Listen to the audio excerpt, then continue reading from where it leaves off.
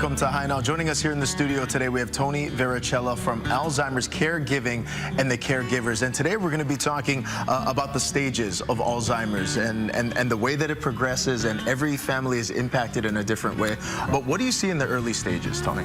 Today we're going to talk about the three stages. First one is early or mild Alzheimer's, and then it'll progress into the middle stage and late stages.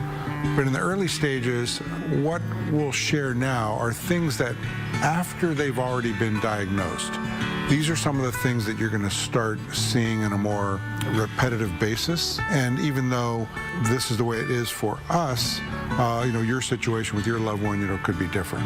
But one of the first things to keep in mind is typically Alzheimer's is going to be 4 to 8 years. So in the early ones, after the symptoms first appear, you're going to start seeing their ability to do anything in daily life just changes. You're going to see this suspicious nature to them. They're going to misplace things, and then they're going to think that somebody actually came along and took their stuff. A person may still be able to function independently. They might be still able to work, drive. They can participate in family functions and activities. So it's a good time to really get to the doctor, and maybe they can do some cognitive, diagnosis.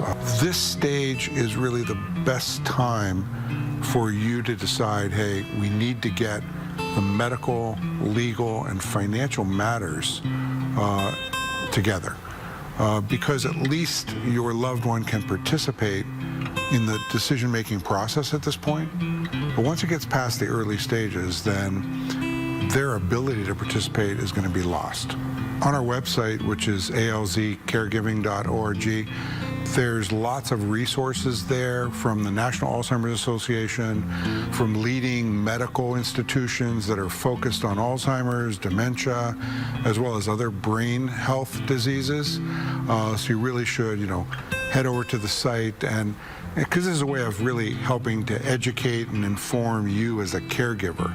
And it's also something you should turn on your other caregiving community to as well. What is your message of hope for our community today, Tony? Well, this one came from a Chinese philosopher and writer. His name was Lao Tzu. It was, being deeply loved by someone gives you strength, while loving someone deeply gives you courage.